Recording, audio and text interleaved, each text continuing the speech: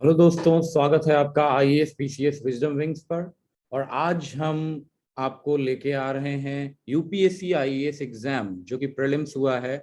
UPSC का civil services examinations का general studies का पेपर जो पहले शिफ्ट में हुआ मॉर्निंग में, उसके पर्टिकुलरली पॉलिटी सेक्शन का हम आज अभी सॉल्यूशन देखने वाले हैं। और वो सॉल्यूशन हम रियली में एक्यूरेट से एक्यूरेट देखने की कोशिश करेंगे, जिसको मैंने बहुत ही ज़्यादा रिसर्च किया है और अपने पूर्व ज्ञान जो मैंने अपने प्रिपरेशन की जर्नी में देखा है उसके आधार पे भी उसको सॉल्व करने की कोशिश करूंगा लाइव आपके सामने। और उसके अतिरिक्त जो जो डिटेल्ड सॉल्यूशन है वो भी मैं आपको बताऊंगा कि रीजंस क्या है पर्टिकुलर स्टेटमेंट्स के गलत या सही होने के।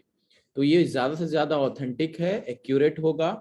और पॉलिटी के पूरे सेक्शन को, जो कि पॉलिटी के स्टैटिक वाले सेक्शन, लॉ वाले सेक्शन और पॉलिटी के गवर्नेंस वाले जो एस्पेक्ट हैं उसको डील करता है। तो चलिए शुरू करते हैं।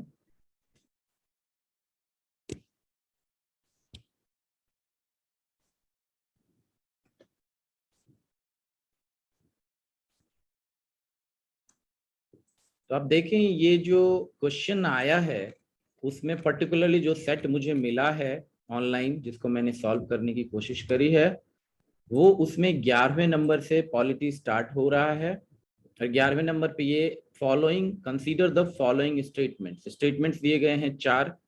Pursuant to the report of H N. Sanyal committee, H.N..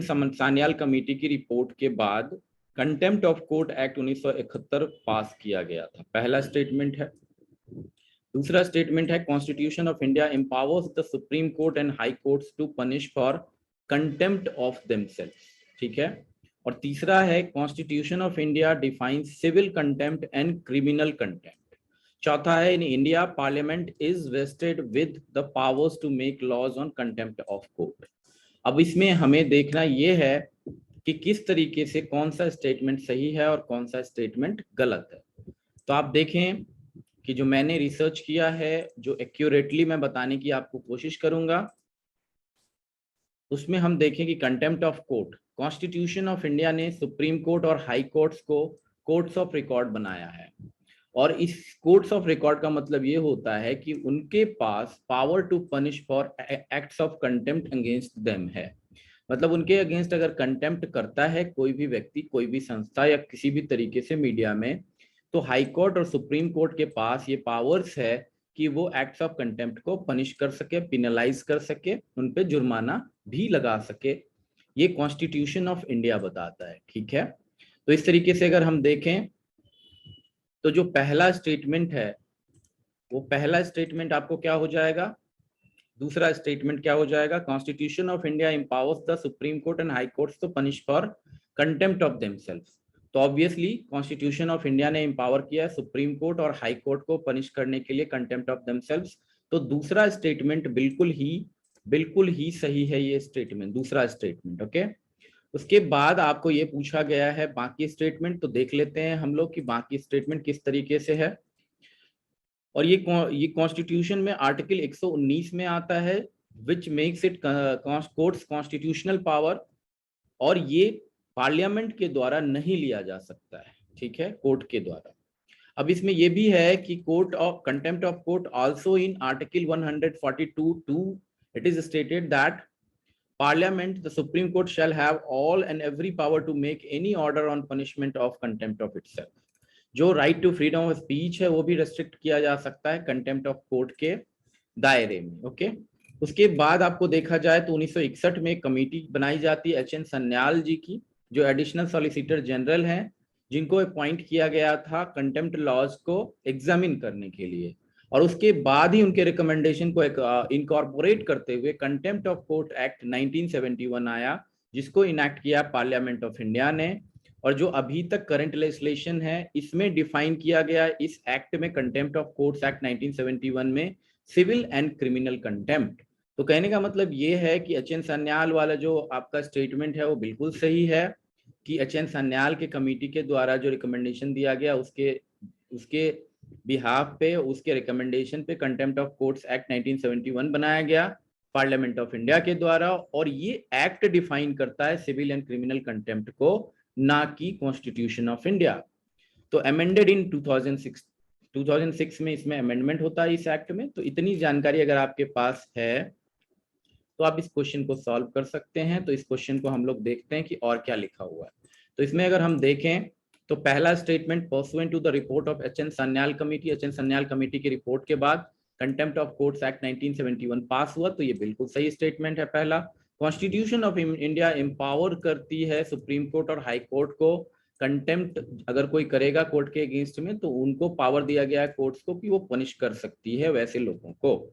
तीसरा है, कॉन्स्टिट्यूशन ऑफ इंडिया डिफाइन नहीं करती है civil contempt and criminal contempt को। आपने अभी देखा कि ये जो एक्ट है कंटेम्प्ट ऑफ कोर्ट्स एक्ट 1971 वही डिफाइन करता है पर्टिकुलरली। और आपको इसमें एक छोटा सा दिमाग ये लगाना था कि कोई भी डेफिनेशन अगर किसी पर्टिकुलर मैटर का है, सिविल कंटेम्प्ट का या क्रिमिनल कंटेम्प्ट का, ये सब आईपीसी और सीआरपीसी की धाराओं में, इंडियन पीनल कोड और क्रिमिनल प्रोसीजर कोड में डिफाइंड है और पर्टिकुलर लॉज में डिफाइंड होते हैं, स्टैट्यूटरी लॉज में। और कॉन्स्टिट्यूशन हर चीज का डिटेल्ड प्रोविजन नहीं देता है। तो बेसिक प्रोविजन दे दिया कि एम्पावर कर दिया कि आप उनको पनिश कर सकते हैं, लेकिन लॉज बनाने का पावर पार्लियामेंट को दिया। तो ये तीसरा स्टेटमेंट तो गलत है। लेकिन in India parliament is vested with the powers to make laws on contempt of court, क्योंकि कंटेम्प्ट ऑफ कोर्ट एक्ट 1971 किसने बनाया है? पार्लियामेंट ने बनाया।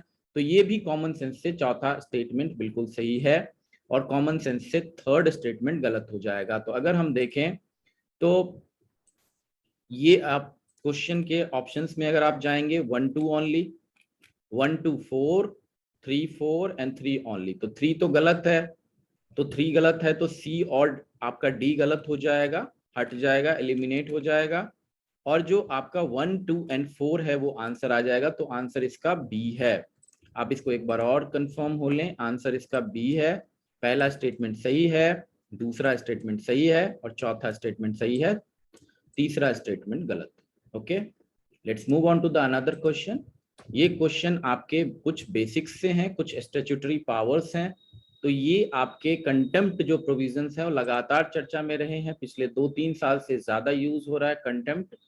और जो बहुत सारे एडवोकेट्स हैं उन पे भी कंटेम्प्ट लगाया गया था। आपको प्रशांत किशोर एंड बहुत सारे ऐसे लोग हैं जिन पे कंटेम्प्ट लगाया गया है, तो आप देख सकते हैं। दूसरा आपको क्वेश्चन जो है जिसको हम डिस्कस करेंगे वो है, with reference to India consider the following statements. India के रेफरेंस में आप स्टेटमेंट को कंसीडर करिए। Government law officers and legal firms are recognized as advocates but corporate lawyers and patent attorneys are excluded from recognition as advocates। अब आप देखिए कि इस स्टेटमेंट में अपने आप में छिपा हुआ है कि कोई भी स्टेटमेंट अगर एब्सोल्यूट है कि किसी व्यक्ति को पर्टिकुलरली एक्सक्लूड कर दिया जाता है किसी रिकॉग्निशन से, तो वो स्टेटमेंट अपने आप में फॉल्स प्रतीत होता है। और ये स्टेटमेंट फॉल्स है क्योंकि government law officers and legal firms को एडवोकेट तो रिकॉग्नाइज किया जाता है, इसके अतिरिक्त corporate lawyers and patent attorneys को भी लेटली एडवोकेट के तौर पे रिकॉग्नाइज किया जाने लगा है। तो इस कैटेगरी के लॉयर्स को हम कैसे एक्सक्लूड कर सकते हैं? ये आर्बिट्रेरीनेस हो जाएगी किसी भी लॉ में, इसीलिए ये स्टेटमेंट अपने आप में गलत है। तो कोई भी स्टेटमेंट मस्ट हो, एक्सक्लूडेड टोटली हो या बट लगा के हो, तो वो स्टेटमेंट मोस्ट प्रोबेबली ये आपका स्टेटमेंट गलत होता है। दूसरा, बार काउंसिल्स। अब bar councils of India, bar council of India have the power to lay down the rules relating to legal education and recognition of law colleges। तो आप देखें बार काउंसिल ऑफ इंडिया बनी हुई है और वो पावर है उनके पास कि वो ले डाउन करती है rules relating to legal education and recognition of law colleges. तो ये स्टेटमेंट बिल्कुल सही प्रतीत होता है। तो इसके आप देखें तो इसका जो हमने देखा है उसके हिसाब से इसका आंसर केवल बी होना चाहिए। ओनली बी सही है, बार काउंसिल ऑफ इंडिया के पास पावर है। और ये पहला स्टेटमेंट गलत है, किसी पर्टिकुलर कैटेगरी के लॉयर्स को या पेटेंट अटॉर्नीज को हम हटा नहीं सकते। ठीक है, तो ये आपका हो जाएगा इसका आंसर बी ओनली। इसका हम देख लें कि रिसर्च में हमने क्या पाया है। तो रिसर्च में हम देखें कि by judgment Madras high court ने 2013 में हेल्ड किया था कि पेटेंट एक्ट के अंदर में इन सारे लॉयर्स को या पेटेंट एजेंट्स को अगर हटाया गया है तो ये आर्बिट्रेरी है। और इसीलिए हम क्या देखते हैं यहाँ पे, held that amendment made in year 2005 to section 126 pertaining to qualification patent agent is unconstitutional. अगर हम 2005 में अमेंडमेंट करके उनको हटा देते हैं तो इसीलिए मद्रास हाईकोर्ट ने यह फैसला सुनाया था कि ऑल एडवोकेट्स जिनके पास ये डिग्रीज हैं उनको रजिस्टर्ड नहीं कराना पड़ेगा पेटेंट एजेंट के तौर पे, और उनको एडवोकेसी वो कर सकते हैं।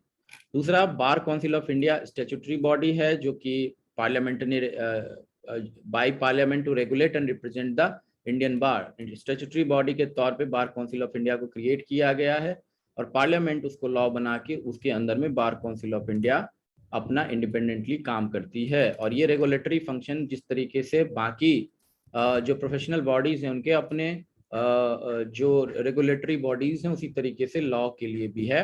और इसमें आप देखेंगे we also sets standard for legal education, ये बार काउंसिल ऑफ इंडिया लिखती है, and grants recognition to universities whose degree in law will serve as qualification of enrollment as a advocate. In addition, we perform certain representative function by protecting the rights, privileges and interest of advocates.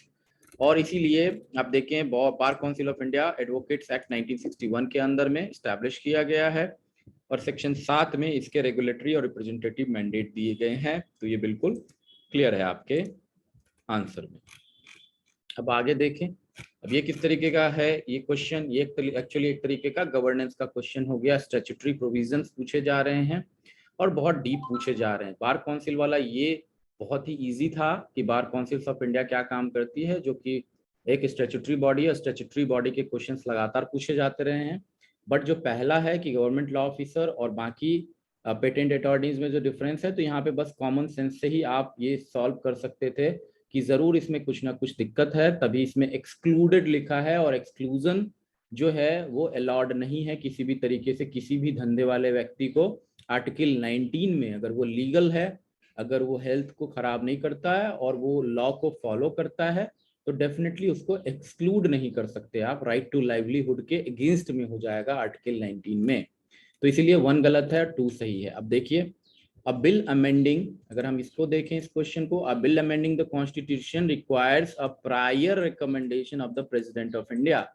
ये statement अपने आप में गलत है। Constitution amendment के लिए prior recommendation president साहब से नहीं लेना पड़ता है, तो ये अपने आप में फैक्चुअली इनकरेक्ट है। When a constitution amendment bill is presented to president of India, it is obligatory for the president of India to give his और हर असेंट। ये बिल्कुल सही है। कॉन्स्टिट्यूशन अमेंडमेंट बिल के लिए जब प्रेसिडेंट को दिया जाता है तो वो ऑब्लिगेटरीली, वो मैंडेटरीली वो उनको साइन करेंगे, असेंट देंगे। तो ये दूसरा स्टेटमेंट बिल्कुल सही है। A constitution amendment bill must be passed by both Lok Sabha and the Rajya Sabha by special majority and there is no provision of joint sitting। ये भी स्टेटमेंट बिल्कुल सही है, क्योंकि स्पेशल मेजॉरिटी चाहिए, दोनों के द्वारा पास होना चाहिए, और no joint sitting possible. Joint sitting का प्रोविजन कॉन्स्टिट्यूशन अमेंडमेंट बिल में बिल्कुल नहीं होता है। तो दूसरा और तीसरा इसमें सही है। आप देख सकते हैं कि इसका आंसर हो जाएगा बी, दूसरा और तीसरा ओनली सही है इसमें। तो हम देख लें इसके डिटेल प्रोविजन को। Constitution amendment bill can be introduced either by a minister और a private member. Private member भी कॉन्स्टिट्यूशन अमेंडमेंट बिल को कर सकता है इंट्रोड्यूस, जो संविधान को बदलने की प्रक्रिया है। Does not require prior permission of president. Prior permission नहीं चाहिए। 24वें कॉन्स्टिट्यूशनल अमेंडमेंट एक्ट 1971 में ये ऑब्लिगेटरी कर दिया गया कि प्रेसिडेंट को असेंट देना ही पड़ेगा कॉन्स्टिट्यूशनल अमेंडमेंट बिल के अंदर में। और आर्टिकल 368 में 368 में ये रिक्वायर करता है कॉन्स्टिट्यूशन कि ये दोनों ही हाउसेस के द्वारा पार्लियामेंट में अमेंड किया जाएगा और 2/3 मेजॉरिटी होनी चाहिए, जिसको स्पेशल मेजॉरिटी बोली जाती है। और डिसएग्रीमेंट के सेंस में बोथ हाउसेस प्रोविजन नहीं है कि ज्वाइंट सेशन ऑफ पार्लियामेंट को समन किया जा सके। तो ये इसका डिटेल्ड सॉल्यूशन हो गया, याद रखिएगा।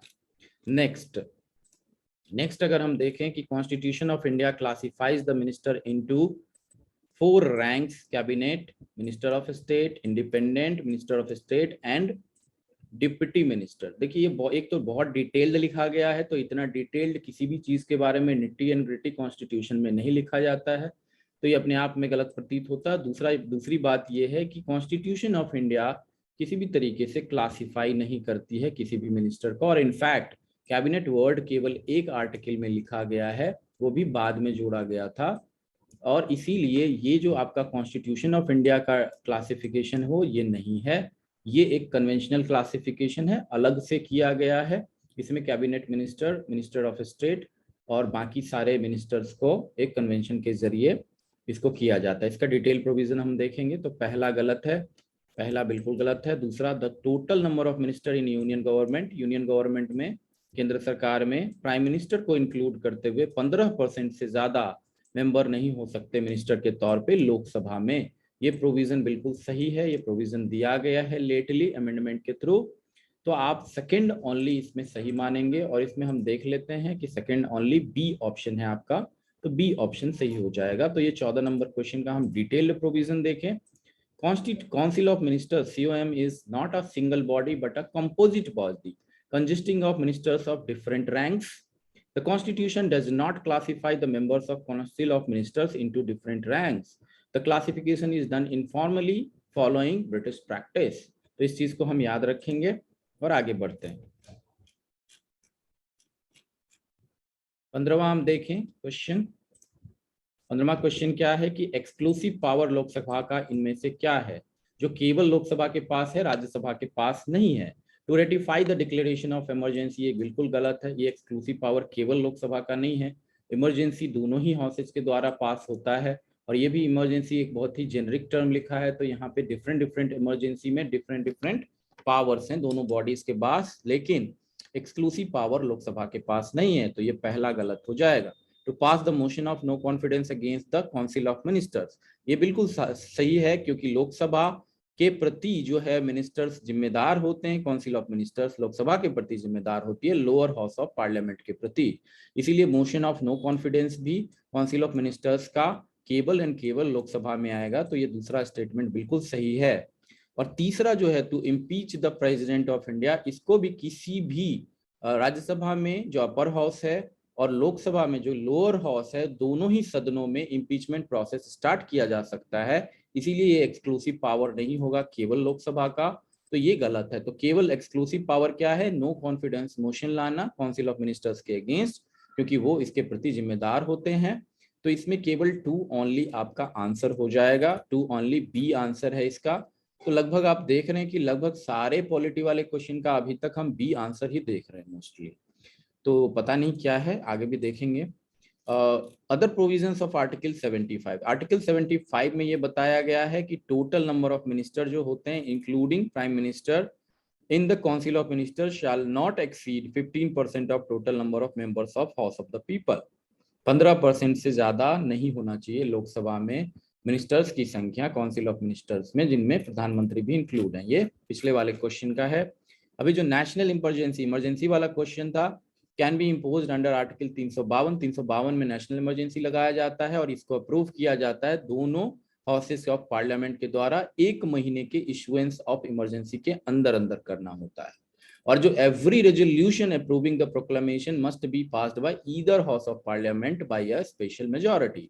अब देखिए, एवरी रेजोल्यूशन, जो भी रेजोल्यूशन लिया जाता है प्रोक्लेमेशन का, कोई भी दोनों में से किसी भी हाउस के द्वारा स्पेशल मेजॉरिटी के द्वारा आपको कर दिया जाता है प्रोक्लेमेशन को अप्रूव।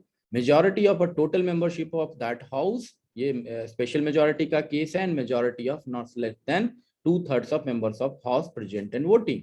तो आप ये देखें दोबारा इसको कि एक्सक्लूसिव पावर में लोकसभा का क्या हो जाएगा, डिक्लेरेशन ऑफ इमरजेंसी गलत हो गया, दोनों में से ईदर हो सकता है किसी भी हाउस के द्वारा। Motion of no confidence against council of minister बिल्कुल सही है, और इम्पीचमेंट प्रोसेस दोनों ही सदनों के द्वारा हो सकता है, तो तीसरा गलत है।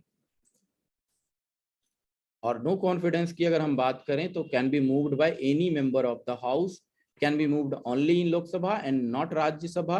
रूल 198 जो rules of procedure and conduct of Lok Sabha है, वो प्रोसीजर बताता है नो कॉन्फिडेंस मोशन का। आर्टिकल 61 में कॉन्स्टिट्यूशन में लिखा हुआ है इम्पीचमेंट ऑफ द प्रेसिडेंट, कि जब भी ईदर हाउस के द्वारा पार्लियामेंट में किया जाएगा जो इम्पीचमेंट का प्रोसीजर स्टार्ट, और दूसरा हाउस उसको इन्वेस्टिगेट करेगा। तो इसमें यह है कि अगर लोकसभा में इम्पीचमेंट प्रोसेस स्टार्ट होती है तो दूसरा जो सभा है, जो राज्यसभा, वो उसको चेक करेगी। और अगर राज्यसभा स्टार्ट करती है प्रोसीडिंग कि हम इम्पीच करेंगे, तो लोकसभा उस चार्ज को एक तरीके से ट्रिब्यूनल के तौर पे बैठ के उस चार्ज को इन्वेस्टिगेट करती है। प्रेसिडेंट साहब को राइट टू अपीयर होता है और उनको रिप्रेजेंट किया जाता है ऐसे इन्वेस्टिगेशन में। तो आप एक बार और देख लें कि लोकसभा के स्पेसिफिक पावर में रेटिफिकेशन ऑफ इमरजेंसी नहीं है, दोनों ही हाउस कर सकती है। मोशन ऑफ नो कॉन्फिडेंस केवल एंड केवल लोकसभा के पास है। इम्पीचमेंट प्रेसिडेंट का जो है वो दोनों ही हाउस में हो सकता है, जो हमने डिटेल में देखा। तो ओनली बी सोल्यूशन होगा, 2 ओनली। एंटी डिफेक्शन लॉ की हम बात करें तो एंटी डिफेक्शन लॉ में ये स्टेटमेंट दिया गया कि law specifies that a nominated legislator cannot join any political party within 6 months of being appointed to the house. Contrary to this statement, statement क्यों गलत हो गया? क्योंकि 6 महीने तक आपको फ्रीडम होता है अगर आप नॉमिनेटेड लेजिस्लेटर हो, आप किसी भी पार्टी के द्वारा आप नॉमिनेट किए गए हो लेजिस्लेटर के तौर पे। मान लीजिए सचिन जो है हमारे खिलाड़ी, वो सचिन तेंदुलकर को नॉमिनेट किया गया तो 6 महीने के अंदर अंदर, या जावेद अख्तर साहब को नॉमिनेट किया गया था तो 6 महीने के अंदर अंदर उनको पॉलिटिकल पार्टी कोई भी ज्वाइन अगर वो करना चाहते हैं कर सकते हैं। 6 महीने के बाद वो ज्वाइन नहीं कर सकते हैं। ठीक है, तो इसमें कैन नॉट लिखा है तो ये स्टेटमेंट गलत हो जाएगा। The law does not provide any time frame within which the presiding officer has to decide a defecation case। अगर कोई व्यक्ति दल बदलू कानून में दल बदल कर लेता है तो इस कानून में ऐसी कोई प्रोविजन नहीं है कि प्रिजाइडिंग ऑफिसर को तुरंत एक्शन लेना है उस डिफेक्शन केस में, या कोई भी वो अगर सुनवाई करते हैं तो एक कोई टाइम फ्रेम घोषित किया गया। और सुप्रीम कोर्ट्स में भी इसको चैलेंज किया गया कि नहीं, ऐसा नहीं होना चाहिए, लेकिन कोर्ट्स ने इसमें इंटरफेयर करने से मना कर दिया क्योंकि प्रिजाइडिंग ऑफिसर्स के इंडिपेंडेंस का सवाल होता है, जो कि स्पीकर होता है बेसिकली। तो आप यहां देखें कि ये स्टेटमेंट क्या हो जाएगा, पहला स्टेटमेंट गलत है, दूसरा स्टेटमेंट सही है। तो इसका आंसर क्या हो जाएगा, बी ओनली। अगेन आपका बी है आंसर, 2 ओनली। ठीक है, तो आप देख लें इसमें कि 10th शेड्यूल बताता है एंटी डिफेक्शन लॉ को कि एमपीज और एमएलएज का ग्राउंड क्या होगा। दूसरा बताता है कि nominated member shall be disqualified if he joins any political party after 6 months from his date he takes his seat. इसीलिए और उनको ये मना ही नहीं है कि वो पॉलिटिकल पार्टी नहीं ज्वाइन कर सकते, बट 6 महीने के अंदर अंदर जब तक लोगों के कॉन्शियस में वो है कि वो नॉमिनेट किए गए तब तक वो ज्वाइन कर सकते हैं, बाद में नहीं कर सकते। और no time limit as per law within which the presiding officer should decide on plea for disqualification. The courts also can intervene only after the officer has made a decision, and so the only option for the petitioner is to wait until the decision is made. So speaker अपना time लेके, जो presiding officer वो अपना time लेके ये decide करेंगे कि उनको क्या डिसीजन देना है, तब तक वो कोर्ट कोई नहीं जा सकता है।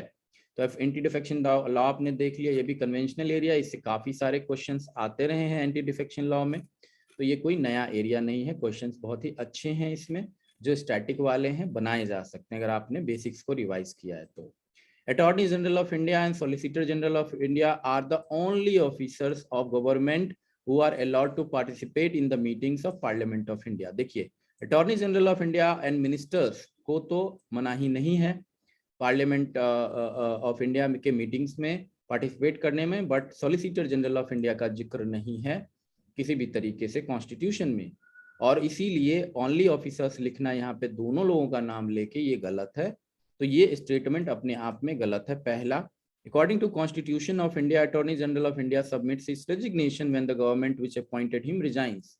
देखिए, कोई भी ऑफिसर है किसी भी तरीके की, ये जुडिशियल ऑफिसर्स हैं हाईएस्ट लेवल के, तो इनको क्यों करना होगा? अगर ब्यूरोक्रेसी रिजाइन करने लगी किसी गवर्नमेंट के जाने के बाद, या कोई ऐसा व्यक्ति जो कि पढ़ा लिखा व्यक्ति है, जो टैलेंट के सिस्टम से आया है या चुना गया है राष्ट्रपति के द्वारा, और राष्ट्रपति के पास राष्ट्रपति के प्लेजर पे अगर वो रहता है, तो उसको कैसे हटाया जा सकता है गवर्नमेंट के हटने के बाद?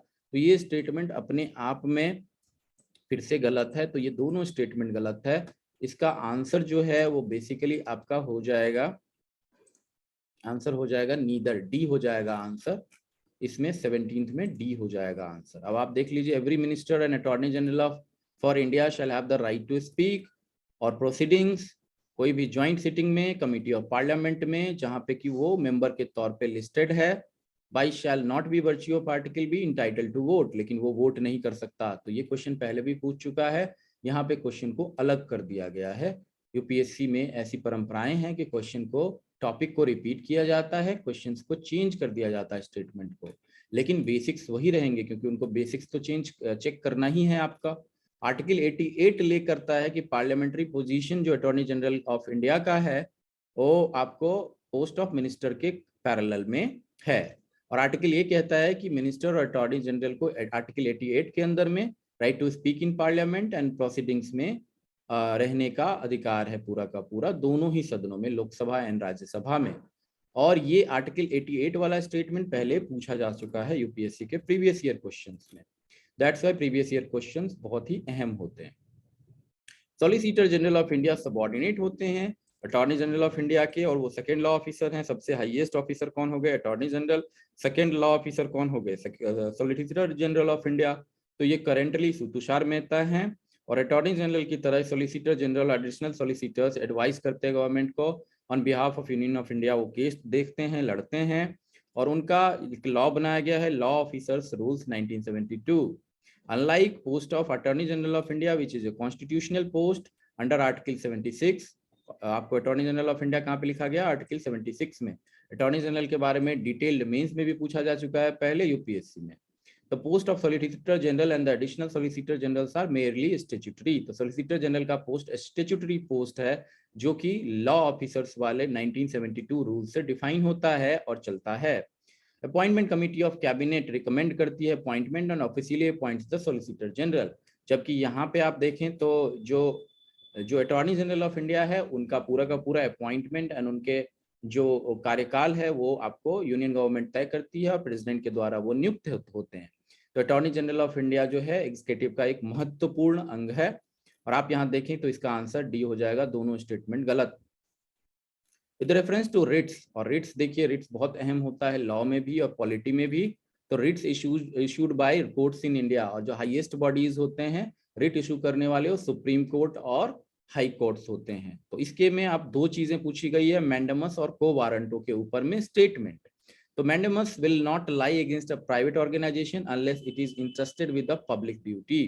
तो देखिए जनरली क्या होता है, मैंडेमस में वी कमांड होता है। कोई भी बॉडी अगर काम नहीं कर रही है, गवर्नमेंट बॉडी या पब्लिक बॉडी अपनी पब्लिक ड्यूटी से बिफर रही है, तो कोर्ट उनको कमांड करके काम करने के लिए निर्देश दे सकती है। तो not lie against private organisation एकदम सही है ये statement, unless it is interested with the public duty. अगर पब्लिक ड्यूटी सब्सटेंशियल नहीं है अगर प्राइवेट बॉडीज का भी, तो वो उसको नहीं किया जा सकता है। तो ये मैंडेमस का ये पहला स्टेटमेंट बिल्कुल सही है। Mandamus will not lie against a company even though it may be a government company. यहाँ पे ये गलत है, क्योंकि मैंडेमस जो होता है वो पब्लिक बॉडीज पे किया जाएगा। तो गवर्नमेंट कंपनी एक सब्सटेंशियली पब्लिक बॉडी है, और इसीलिए ये आपका स्टेटमेंट बिल्कुल गलत है। इट लाइज, मैंडेमस को हम कर सकते हैं इन्वोक रिट को गवर्नमेंट कंपनी के बिहाफ पे अगेंस्ट में। तो ये आपका स्टेटमेंट दूसरा गलत है। Any public minded person can be a petitioner to move to the court to obtain the writ of quo warranto.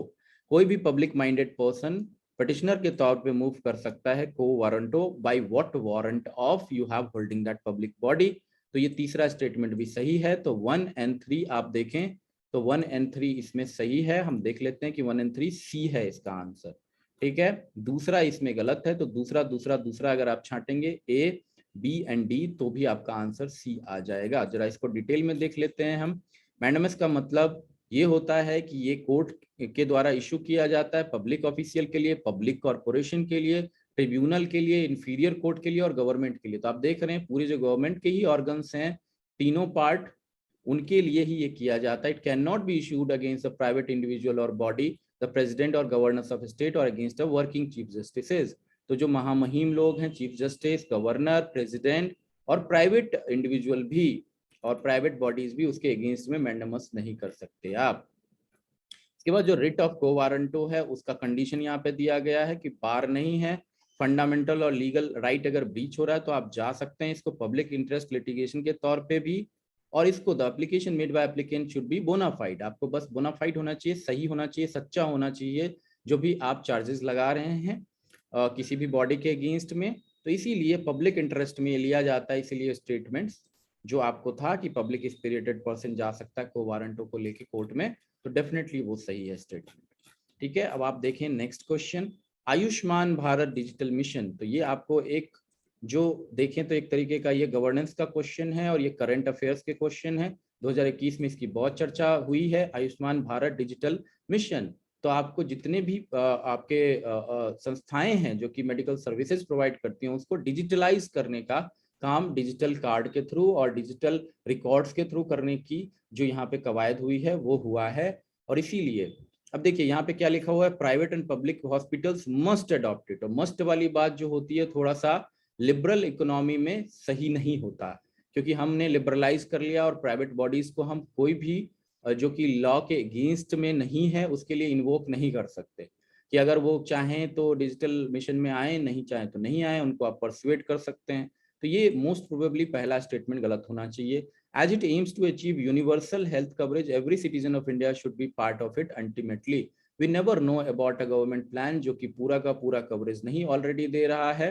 जैसे कि आयुष्मान भारत स्कीम को हम देखें तो वो भी पूरा कवर नहीं है और गवर्नमेंट के पास लिमिटेड मनी होती है, तो जरूरी नहीं है कि इसको एम इस तरीके से किया जाए कि each and every citizen of India should be part of it ultimately. क्योंकि कोई भी आप देखते हैं अगर लॉ है या स्टैट्यूटरी प्रोविजन है, यहाँ तक कि आधार भी, अगर व्यक्ति ना चाहे कि हम उसमें लिस्ट हों तो वो नहीं देगा। तो अगर व्यक्ति की स्वतंत्रता की बात आती है तो ये स्टेटमेंट भी दूसरा भी गलत हो जाता है। सुप्रीम कोर्ट के दिशा निर्देशों के हिसाब से आधार कार्ड भी मैंडेटरी नहीं है अगर आप गवर्नमेंट सर्विसेज नहीं ले रहे हैं तो इस तरीके के मिशन भी जरूरी नहीं होंगे अगर। तो इसलिए इसको अल्टीमेटली पार्ट करना ये एक थोड़ा सा एक्सट्रीम स्टेटमेंट लगता है, यहाँ पे मस्ट ये एक्सट्रीम स्टेटमेंट लगता है। तो 1 और 2 ये गलत लग रहा है, 1 और 2 गलत लग रहा है, 1 भी हटा दीजिए। It has seamless portability across the country, तो तीसरा सही हो सकता है इसमें 2।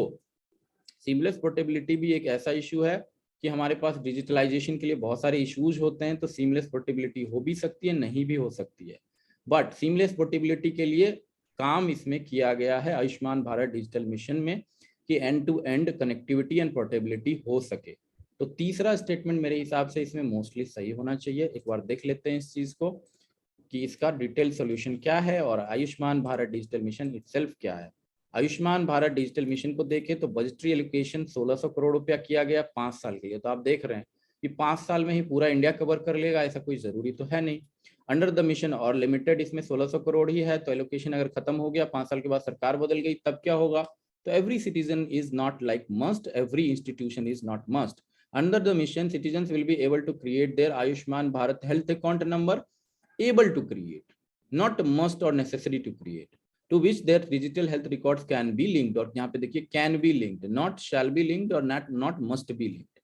Ayushman Bharat is a flagship scheme of India, जो आयुष्मान भारत इसको उसके ऊपर में है, जो कि recommended by national health policy 2017। और इसका विजन क्या है, यूनिवर्सल हेल्थ कवरेज। लेकिन इसमें सारे लोग अभी नहीं हैं इंक्लूडेड, उसमें आपको 50 करोड़ लोग ही हैं, 10 करोड़ ही फैमिली इसमें इंक्लूड किया गया। आयुष्मान भारत डिजिटल मिशन सितंबर 2021 में प्राइम मिनिस्टर ने वीडियो कॉन्फ्रेंस के जरिए लॉन्च किया था। It aims to provide digital health IDs for all Indian citizens. अब देखिए अब यहाँ पे क्या है, aims to provide digital health IDs for all Indian citizens.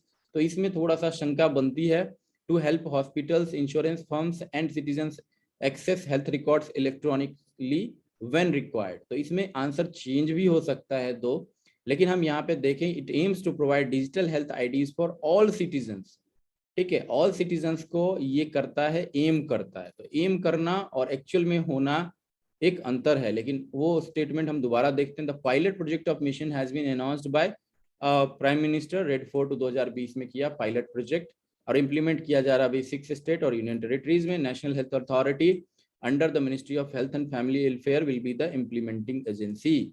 अब ये देखिए, digital public goods available to public and और public private entities, the NHA said कि ये नेशनल हेल्थ एजेंसी जो बनाया गया इसको इम्प्लीमेंट करने के लिए, वो बताती है कि डिजिटल पब्लिक गुड्स जो है अवेलेबल कराएगी पब्लिक एंड और प्राइवेट एंटिटीज, मतलब वो चाहे तो उसमें इंक्लूड हो सकते हैं। National health authority, the implementing agency for Ayushman Bharat digital mission, has invited expressions of interest in developing innovative solutions that will help build a national digital health ecosystem। इसमें क्या है कि कोलैबोरेटिव अप्रोच है, not help just speed up the development but also help in making digital public goods available to public and और public entities, the NHA said ठीक है, अब इसमें देख लीजिए, interested parties shall provide this solution as a service at no cost to public and private entities, it said. अब ये बताया जा रहा है कि Ayushman Bharat digital mission aims to create a seamless online platform that will enable interoperability within the digital healthcare ecosystem. The mission has been conceptualized as a set of digital building blocks. Each building block is seen as a digital public good that can be seen, used by any entity in the digital health ecosystem and provides key capabilities. तो इसको पढ़ने से ये प्रतीत होता है कि seamlessness जो हो ऑनलाइन प्रोवाइड करता है, इंटरऑपरेबिलिटी प्रोवाइड करता है, ये इसको एम कर रहा है। दूसरा एम क्या है कि सबको ये डिजिटल आईडी प्रोवाइड करने की बात कर रहा है। एट द सेम टाइम ये पब्लिक एंड प्राइवेट एंटिटीज को भी साथ लेके चलने की बात कर रहा है Ayushman Bharat digital health mission. तो इसको अगर हम देखें, इस बार दोबारा देखें कि with reference to Ayushman Bharat digital mission private and public hospital must adopt it, तो मस्ट वाला स्टेटमेंट मेरे हिसाब से गलत होना चाहिए, तो एक हटा दें तो केवल 3 बचता है। दूसरा, इसका इंटरप्रिटेशन क्या हो सकता है, क्योंकि यूपीएससी एक ट्रिकी गेम है, यूपीएससी के आंसर्स खुद ही यूपीएससी चेंज कर देती है अगर उसको लगता है तो इसमें एक इंटरप्रिटेशन ये भी हो सकता है कि as it aims to achieve universal health coverage every citizen of India should be part of it ultimately, तो ये दूसरा स्टेटमेंट भी सही हो सकता है।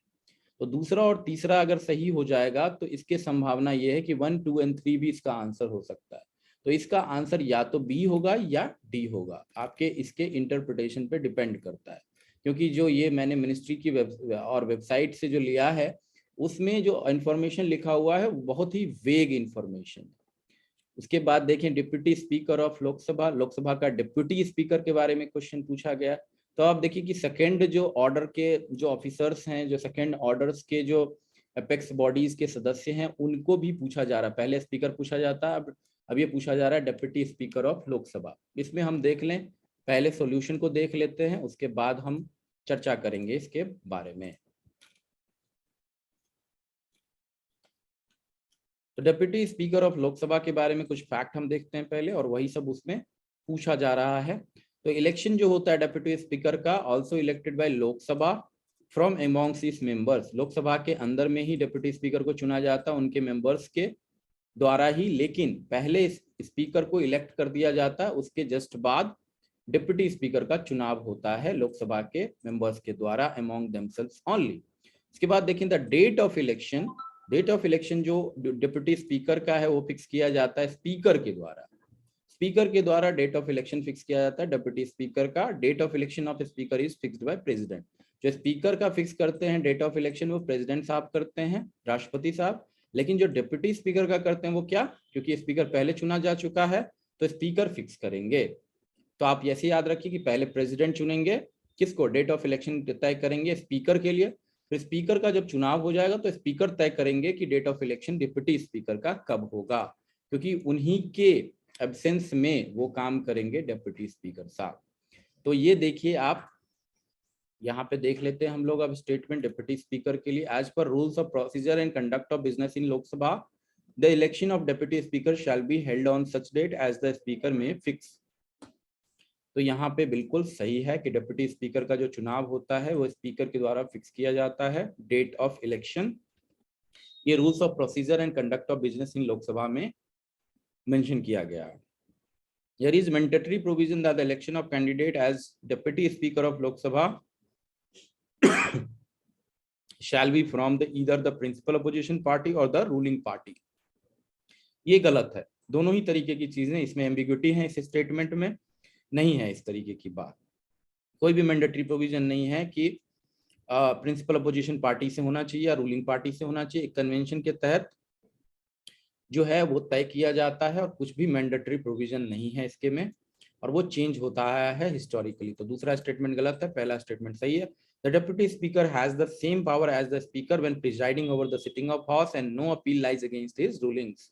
तो ये आपका बिल्कुल सही है कि डिप्यूटी स्पीकर को सेम पावर मिलता है स्पीकर के द्वारा, जब वो प्रिजाइड कर रहे होते हैं हाउस को, एक तरीके से वो स्पीकर ही हो जाते हैं। No appeal lies against his rulings, बिल्कुल सही है ये, क्योंकि ये पूरा पावर प्रिजाइडिंग ऑफिसर को दिया गया। The well established parliamentary practice regarding the appointment of deputy speaker is that the motion is moved by the speaker and duly seconded by the prime minister. ये बिल्कुल ही गलत स्टेटमेंट है। Duly seconded by prime minister, बिल्कुल नहीं है, किसी भी तरीके से नहीं है। ये फ्रॉम अमॉन्ग द मेंबर्स है जो हमने देखा है। तो इसमें केवल पहला और तीसरा आप देखें तो पहला और तीसरा स्टेटमेंट बिल्कुल सही है, तो ए हो जाएगा इसका आंसर, और बाकी गलत है।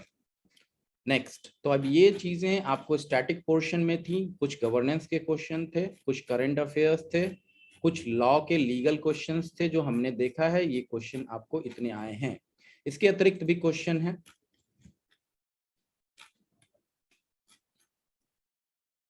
अब देखिए यहाँ पे डिप्टी स्पीकर के बारे में थोड़ा और देख लेते हैं हम लोग कि term of office and removal. Deputy commissioner remains in office usually during the life of Lok Sabha, 5 साल तक रहते हैं वो भी, ठीक है। डिप्टी स्पीकर जो वैकेट करते हैं, मे वैकेट, 3 केसेस में वैकेट कर सकते हैं लोकसभा के मेंबर, अगर वो हट जाएं मेंबर लोकसभा से, क्योंकि लोकसभा के मेंबर होंगे तभी वो बनेंगे इंडियन परंपरा में। Resigns by writing to speaker, speaker को डिजिग्नेशन देते, ये भी पूछा जा सकता है। If is removed by the resolution passed by majority of all the then members of Lok Sabha के अगर मेजॉरिटी ऑफ मेंबर्स ये लिख के क्या कहते हैं, ये रेजोल्यूशन करते हैं, रिजॉल्व करते हैं, अगर ये वोट करके, तो उनको रिमूव किया जा सकता है, और 14 दिन के एडवांस नोटिस पे ही वो किया जा सकता है। तो इतने क्वेश्चन आपको डायरेक्ट स्टैटिक वाले से थे, लेकिन अगर हम देखें तो आगे भी आपको मिलेगा कि गवर्नेंस वाले जो एरियाज हैं उसमें क्वेश्चन पूछे गए हैं, उसको भी मैं आपको सॉल्व करके बताता हूँ।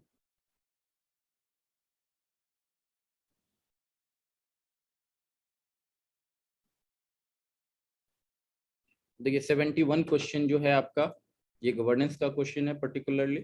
इन इंडिया कौन सा ऐसा बॉडी है जो कंपाइल करती है, compile information on industrial dispute, जो आपको इंडस्ट्रीज में जो झगड़ा होता है, क्लोजर होता है, या लोगों को हटाया जाता है, ले ऑफ्स होते हैं फैक्ट्रीज में, जो कि वर्कर्स को इम्प्लाई करते हैं, तो उसको आपको लेबर ब्यूरो करता है, ये पूछा जा रहा है। तो ये वन लाइनर है एक तरीके का।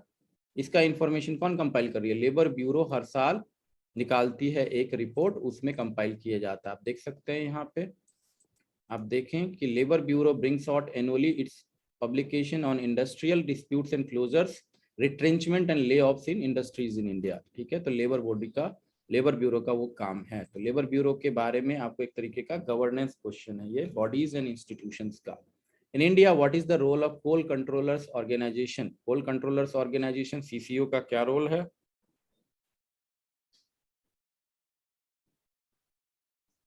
अगर सीसीओ का रोल हम देखते हैं तो CCO is the major source of coal statistics in government of India, ये पूछा जा रहा है। दूसरा है, it monitors progress of development of captive coal and lignite blocks, it hears any objection to the government's notification relating to acquisition of coal bearing areas, it ensures that coal mining companies deliver the coal to end users in the prescribed times. ये सब CCO के बारे में, कोल controller organisation के बारे में लिखा गया है। लेकिन यहाँ पे आप इंफॉर्मेशन पहले देख लें कि क्या क्या ये करती है।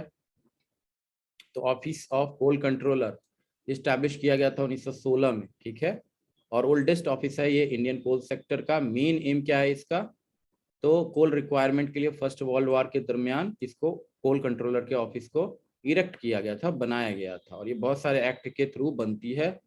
उसमें देखिए कि विजन क्या है कोल कंट्रोलर ऑफिस का, sustainable development of coal and lignite industry with the view to satisfy its obligation towards economic prosperity of country। तो ये आपको कोल एंड लिग्नाइट इंडस्ट्री को सेटिस्फाई करती है, उसका जो है बढ़ावा हो उसके लिए काम करती है। फिर अगर हम देखें आगे, under collection of statistics act 2008 के अंदर में सीसीओ को क्या रोल दिया गया है, स्टेटिस्टिकल अथॉरिटी के तौर पे annual coal and lignite survey कराती है, publishing of provisional coal statistics and coal directory of India, submission of monthly coal data to different ministries of central and state government, national and international organizations।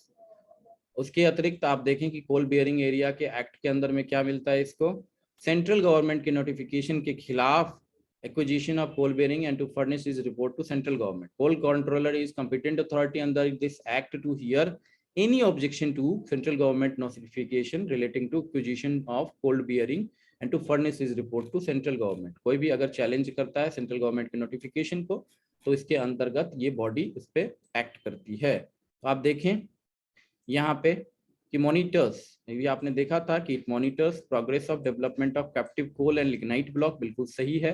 दूसरा, कोल controllers organisation क्या करती है, monitor करती है captive coal and lignite block के progress of development को। It hears any objection to the government's notification relating to acquisition of coal bearing areas. ये भी आपने देखा कि कोई भी ऑब्जेक्शन है अगर गवर्नमेंट नोटिफिकेशन के खिलाफ acquisition of coal bearing areas का, तो उसको हियर करती है ये। तो दूसरा तीसरा बिल्कुल सही है। It ensures that coal mining companies deliver the coal to end users in the prescribed time। ये काम इसका नहीं है। तो तीसरा आप चौथा आप इसमें हटा दें तो पहला और डी और डी इसका हट जाता है चौथा हटाने से। और दूसरा तीसरा अगर आप सेलेक्ट कर लें तो एक ही ऐसा ऑप्शन है जिसमें दूसरा और तीसरा दोनों है। तो 1, 2 and 3 CCO is a major source of coal statistics in the government of India. तो बाकी सारे स्टेटमेंट हमने देखा है, तो उसमें स्टैटिस्टिक्स एक्ट के अंदर में इसको स्टार्ट वाला पावर भी है, तो ए इसका आंसर होगा। के बाद देखें कि किसी भी एरिया को अगर आप 5th शेड्यूल में लाएंगे, शेड्यूल हर बार पूछे जाते हैं यूपीएससी के द्वारा, बार बार रिपीट किए जाते हैं, या तो 5th या 6th शेड्यूल। तो 5th शेड्यूल में आप क्या देखते हैं, शेड्यूल्ड एरियाज, और 6th शेड्यूल में क्या देखते हैं, ट्राइबल एरियाज। तो इसमें आंसर क्या हो जाएगा, this would prevent the transfer of land of tribal people to non tribal people. Tribal people से नॉन ट्राइबल पीपल में नहीं जाए लैंड, इसलिए इसको 5th शेड्यूल ऑफ कॉन्स्टिट्यूशन में किसी एरिया को डाला जाता है। और जो it would create a local self governmenting body, तो ये आपका काम नहीं है इसका। 6th शेड्यूल में प्रोबेबली ये है, और पैसा एक्ट वगैरह में इसका प्रोविजन है। बाकी सी और डी तो बिल्कुल डेफिनेटली गलत है, तो ए इसका आंसर होगा। तो ये हम देखें यहाँ पे,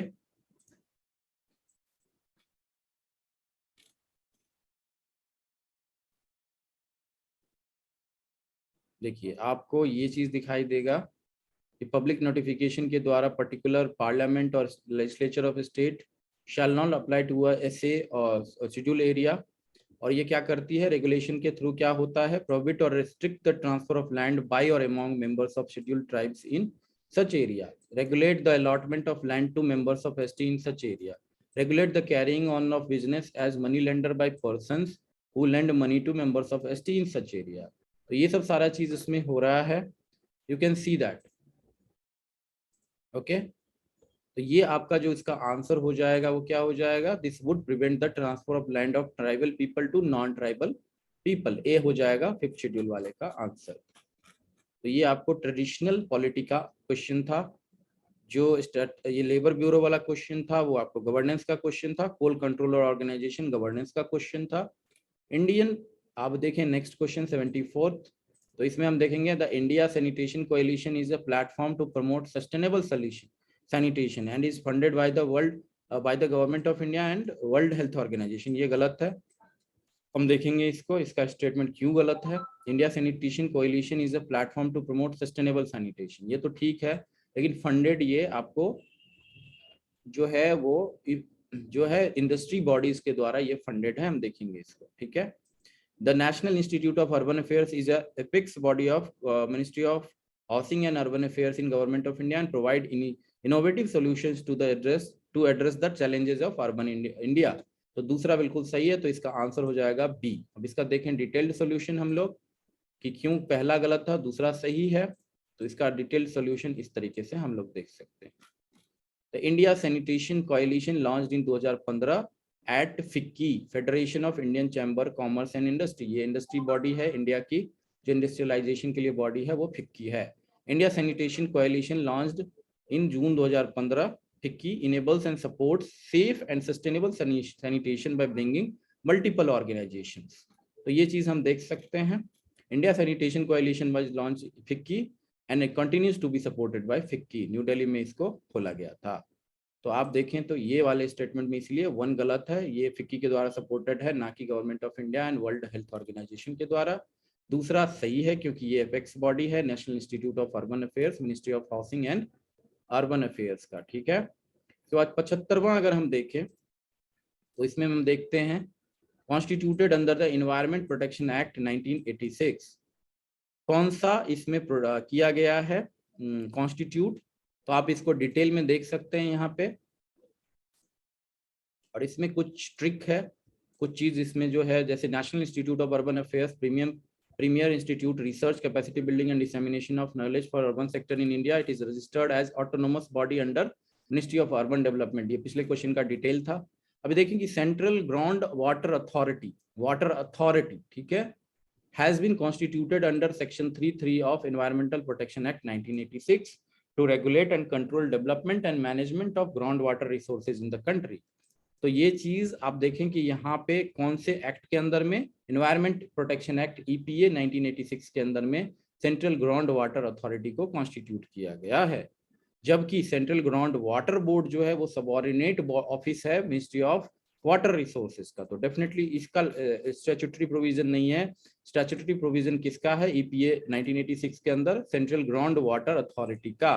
तो आप यहाँ देखेंगे इन्वायरमेंटल प्रोटेक्शन एक्ट 1986 के अंदर में सेंट्रल ग्राउंड वाटर अथॉरिटी को मिला हुआ है। तो इसका आंसर क्या हो जाएगा? सेंट्रल ग्राउंड वाटर अथॉरिटी, ना कि सेंट्रल ग्राउंड वाटर बोर्ड। तो इसका आंसर होगा C। ओके, अब आगे देखें क्वेश्चन। तो आगे का क्वेश्चन जो UN वगैरह वाला है वो इंटरनेशनल ऑर्गेनाइजेशन का क्वेश्चन है, तो हम उसको अभी सॉल्व नहीं करेंगे, इंटरनेशनल ऑर्गेनाइजेशन को अलग से सॉल्व करेंगे। लेकिन यहाँ पे एक क्वेश्चन हम देखें तो ये टी बोर्ड वाला जो क्वेश्चन है, with reference to tea board in India, ये गवर्नेंस का क्वेश्चन है। डेफिनेटली टी बोर्ड एक स्टैट्यूटरी बॉडी है, ये regulatory body attach to ministry of agriculture, गलत है। मिनिस्ट्री ऑफ कॉमर्स और इंडस्ट्री के अंदर में है, तो दूसरा स्टेटमेंट बिल्कुल गलत है। ये आपका टी बोर्ड हेड ऑफिस जो है वो कोलकाता में सिचुएटेड है, ना कि बेंगलुरु में, तो तीसरा भी गलत है। Board has overseas offices at Dubai and Moscow, ये हमें देखना पड़ेगा। तो पहला तो डेफिनेटली करेक्ट है। अगर हम इसको देखें तो पहला करेक्ट है, लेकिन दूसरा और तीसरा गलत है। तो दूसरा हट जाएगा और तीसरा हट जाएगा, तो आपके पास आंसर हो जाता है 1 और 4। तो डी इसका आंसर हो जाएगा। डेफिनेटली बोर्ड के ओवरसीज ऑफिसेज हैं दुबई एंड मॉस्को में। इसका डिटेल सॉल्यूशन देख लेते हैं एक बार कि टी जो है इंडस्ट्री एक्ट ऑफ पार्लियामेंट के अंदर में टी बोर्ड 1903 में बनाया गया था। उसके बाद देखें कि फंक्शनिंग बॉडी है मिनिस्ट्री ऑफ कॉमर्स के अंदर में। टी बोर्ड जो है वो state agency of government of India है, ये प्रमोट करती है प्रोसेसिंग, डोमेस्टिक ट्रेड और ये cultivation of T in India और फ्रॉम इंडिया। और टी एक्ट 1953 में बना है, कलकत्ता में इसका हेडक्वार्टर है, और जैसा कि इसमें बताया गया है दुबई एंड मॉस्को में भी इसका ओवरसीज ऑफिस है। तो दूसरा और तीसरा गलत है, पहला एंड चौथा सही है, तो इसका आंसर डी हो जाएगा। तो इतना ही पॉलिटी में था। पॉलिटी, गवर्नेंस, लॉ के जितने क्वेश्चन थे 20 क्वेश्चन हमने सॉल्व किए। अगले वीडियो में हम दूसरे सेक्शन को सॉल्व करेंगे। आपका बहुत बहुत धन्यवाद। ये डिटेल्ड सोल्यूशन था, इसलिए ज्यादा टाइम लगा, लेकिन आपके लिए जरूर फायदेमंद होगा और ऑथेंटिसिटी में आपकी मदद करेगा। 85 तरीके के आज इसके आंसर्स आपको मिलेंगे, लेकिन कहीं भी इतना डिटेल्ड लिख के आपको कोई नहीं पढ़ाएगा। I guarantee that. Thank you very much. I hope you like it, share it.